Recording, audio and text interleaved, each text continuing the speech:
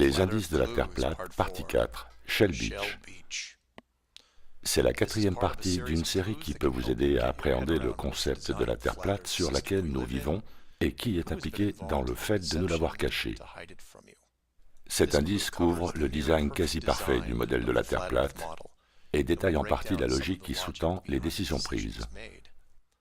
Cela sonne comme une énorme tâche, et ça l'est. Mais pour commencer, regardons quelque chose de petit, comme ce petit bonhomme. Prenez une souris ordinaire et mettez-la dans une cage en verre. Je dis une souris, mais vous pouvez aussi faire ça avec un serpent, un lézard ou un insecte. Ça ne fait pas de différence pour cet exercice. Les gens s'identifient à la souris car ils ont l'habitude de les voir comme cobayes dans les laboratoires. La souris a une bonne image. Elle est vue comme innocente et inoffensive. Le parfait sujet pour des tests. Je n'ai encore jamais vu personne avoir un problème avec les souris de laboratoire. Donc, on met la souris dans la cage pour la première fois et la réaction est toujours la même. Elle explore son environnement et plus particulièrement les sorties possibles qu'elle pourrait utiliser. Elle explore chaque centimètre carré de sa cage en verre et à un moment s'installe dans l'acceptation que ces murs sont solides et qu'ils sont là pour durer. De temps en temps, elle répétera ce processus pour s'assurer que rien n'a changé aux frontières de sa cage.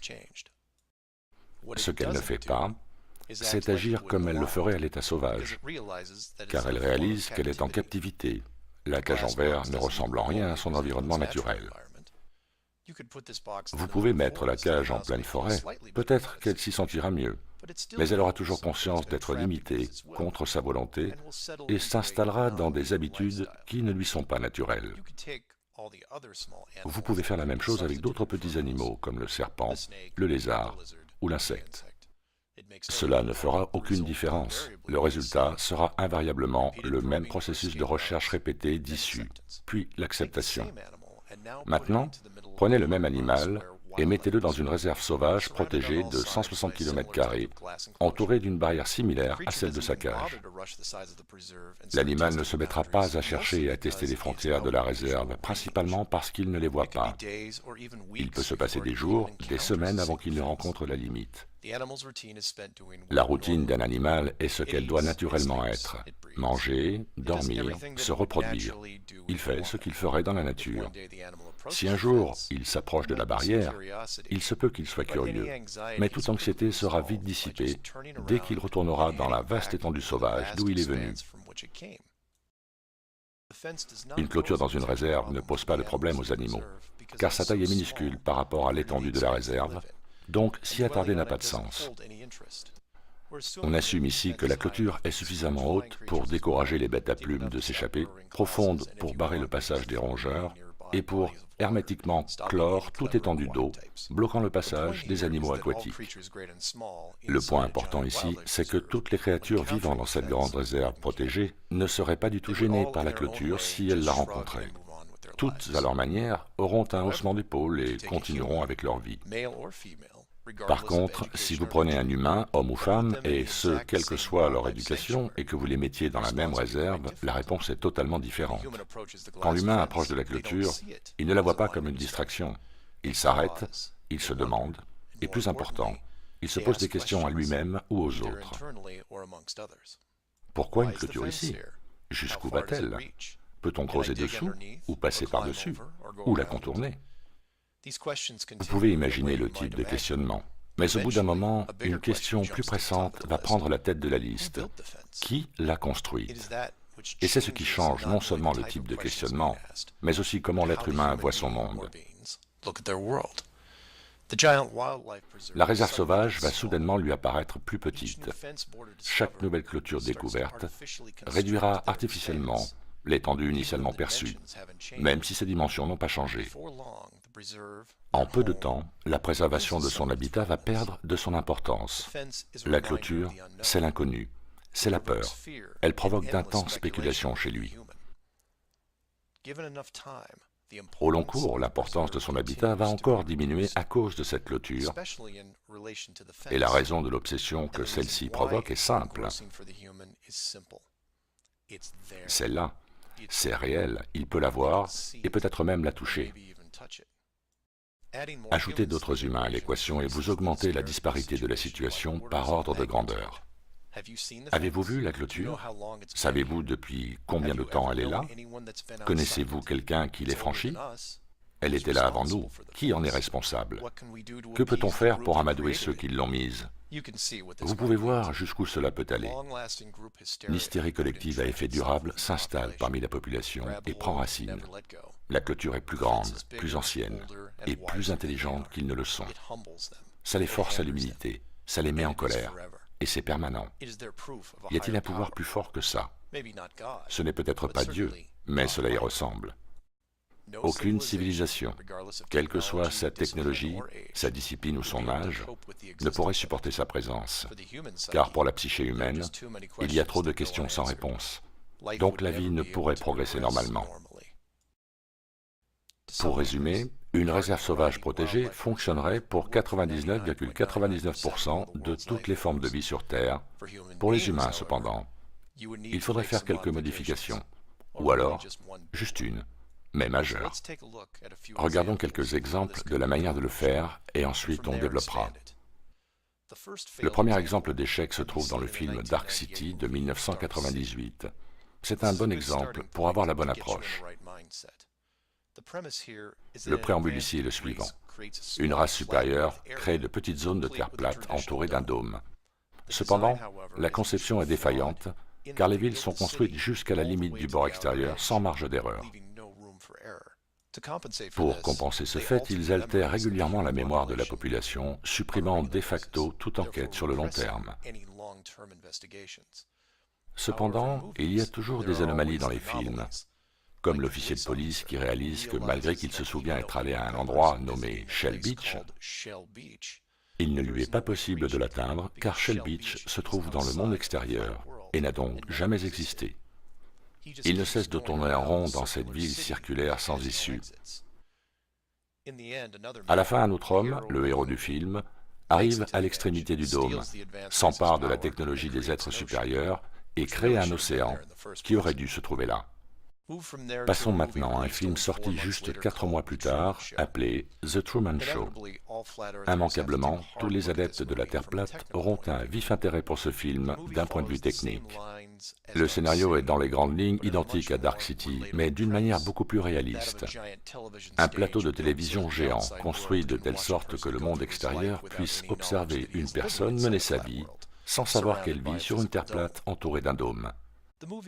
Ce film a plusieurs niveaux d'intérêt, dont l'architecture. Utilisant le modèle existant d'une petite ville bordée d'un côté par un grand lagon et une nature sauvage, et de l'autre par un océan en apparence immense. Bien que mieux que celle de Dark City, elle a ses défauts. Le premier est qu'elle ne dépasse pas 32 km de large, et que, malgré que le désir de Truman de voyager était réprimé, il y avait toujours une possibilité qu'il puisse s'aventurer sur les bords, ce qui est la fin du film. Mais ça a marché, car Truman croit au scénario. Il y est né et a vécu 30 ans, sans se douter de quoi que ce soit, ce que l'on peut dire de chacun d'entre nous. Et s'il n'y avait pas eu d'erreur dans le scénario dont le studio a été victime, alors le show n'aurait jamais cessé. Cela crée des scénarios hypothétiques, comme le nombre d'enfants que Truman aurait pu élever à l'intérieur du dôme. 10, 50. En termes de logistique, cela peut être problématique de surveiller autant d'enfants, surtout lorsqu'ils grandissent.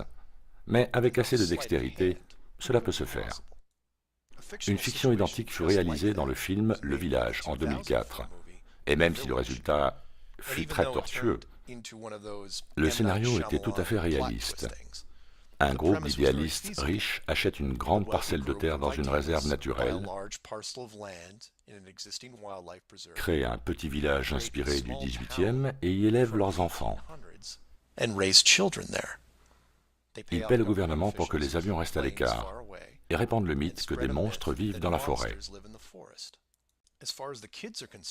Pour ce qui est des enfants, ils vivent dans une petite ville de Pennsylvanie au XVIIIe siècle, dans laquelle ils sont nés. Quoi de surprenant?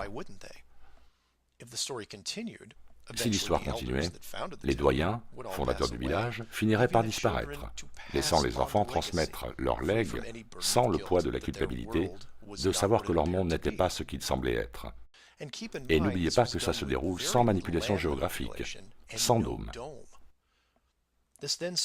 Cela nous ramène au nombre d'acteurs dont le Truman Show avait réellement besoin d'embaucher. En dehors de ceux responsables du placement du produit, les autres pouvaient juste vivre leur vie comme n'importe qui d'autre. Téléphoner à l'extérieur, aller au restaurant, regarder la télévision chez eux, etc. Mais je digresse. En admettant que la technologie soit disponible, combien de gens comme Truman pourrait-on garder dans un dôme, disons de la taille d'un État, de plusieurs centaines de kilomètres de large, peut-être même un millier? Et si la taille du dôme peut suivre une telle échelle, alors on parle de millions de kilomètres. Mais quand on atteint cette taille, quelque chose d'intéressant se produit. On n'a plus besoin d'acteurs. Ça a commencé comme un village, et juste en quelques générations, tout le monde a oublié, et chacun s'autocontrôle. Cela ne vous semble-t-il pas familier?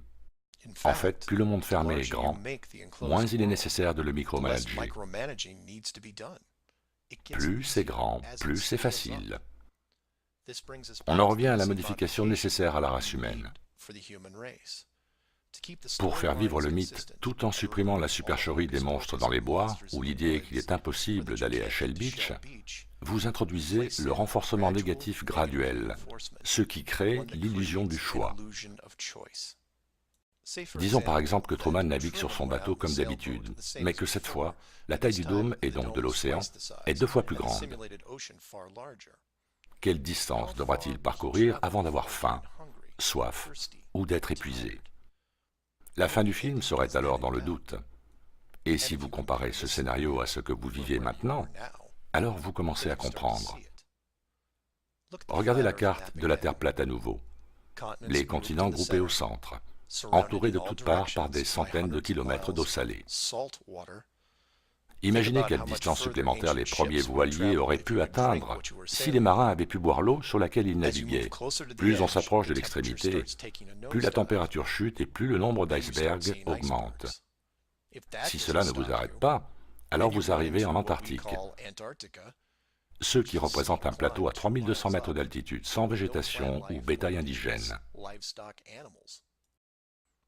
Et si vous avez les moyens d'aller si loin, il restera devant vous une étendue infinie de glace et de neige. Il est facile de comprendre pourquoi si peu de gens ont fait le voyage. Comparez ça au plafond supérieur qui est beaucoup plus facile à maintenir. Vous diminuez le taux d'oxygène au fur et à mesure de la montée, et il devient de plus en plus difficile de respirer. Cela ralentit l'exploration des montagnes et décourage les vols à contrôle limité, comme les ballons. Gardez à l'esprit que le dôme n'a pas à être très haut par rapport à sa base. Avec les vols commerciaux plafonnant à 16 km et les fusées à moins de 650, le dôme aurait plutôt l'air d'un toit de stade. Tout dépend de comment vous placez la Lune, le Soleil et les étoiles. Un monde fermé avec ce genre de précautions pourrait contenir une population non soupçonneuse pendant, disons, 4500 ans. Ensuite, vous pouvez introduire le modèle du globe dans la communauté scientifique, avant que les progrès technologiques atteignent un niveau qui permette la découverte. Et 500 ans plus tard, nous voilà devenus une civilisation à l'intérieur d'une étonnante structure, vacant à nos occupations, pendant que les autorités se tiennent aux portes, craignant les conséquences d'une révélation. Faites vos propres recherches. Merci de votre attention. C'était Mark Sargent. msargent23@comcast.net or 303-494-6631.